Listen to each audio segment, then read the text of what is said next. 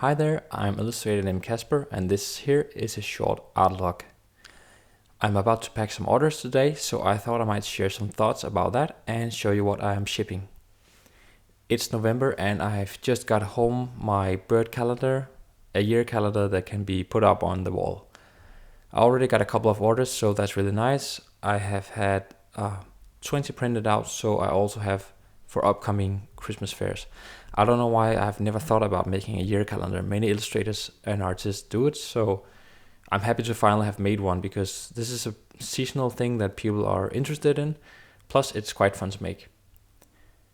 It's not like I can live off selling prints and calendars, but it is certainly a way to get some kind of income on drawing, especially being on these Christmas fairs.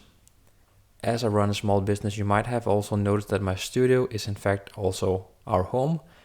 I don't have much storage space, so I use what I have available, which is a bed roller and bookshelves to store my prints on. Whatever floats your boat. I sometimes dream of having some more storage place and be able to sell more prints, but on the other hand, it takes a lot of time to pack prints and send them and all that. And what I would rather be doing is of course to draw, so it's always a balance, I guess. Right now, I think I'm a very good place with selling a couple of prints a week. I don't feel like I need to expand in that way.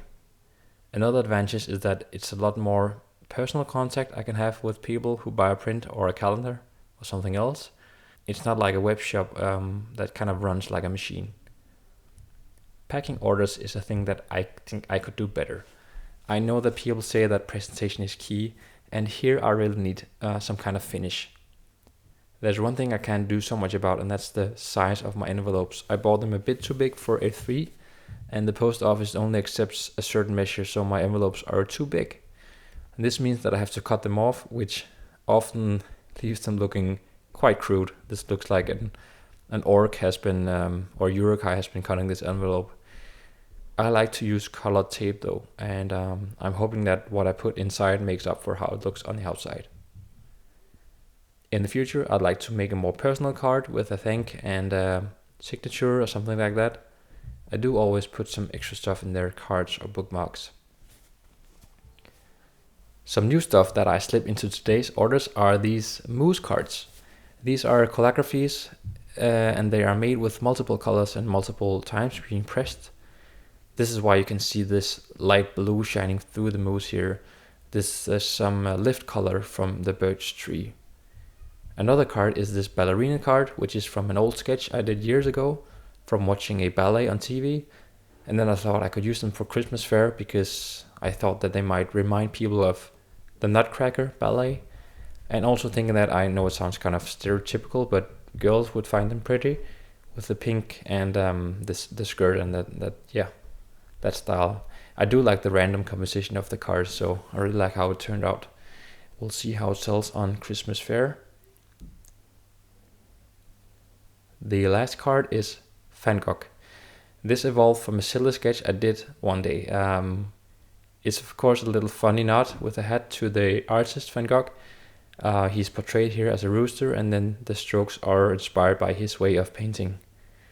The pun only works in Danish, as Gogh translates to bog, so there you have the wordplay.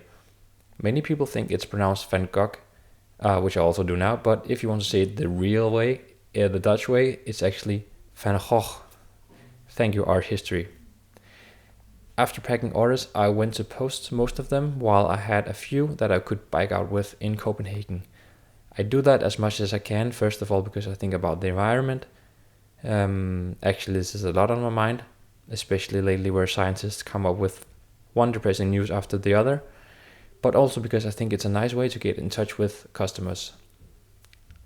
It's a little extra something for the person to actually see the artist, and for me it's also thrilling to see who's interested in my art, and just having that personal exchange is kind of nice. There we go. I will be biking back to my studio/home, and this was a November day here in Copenhagen. I hope you enjoyed it. I'll see you around.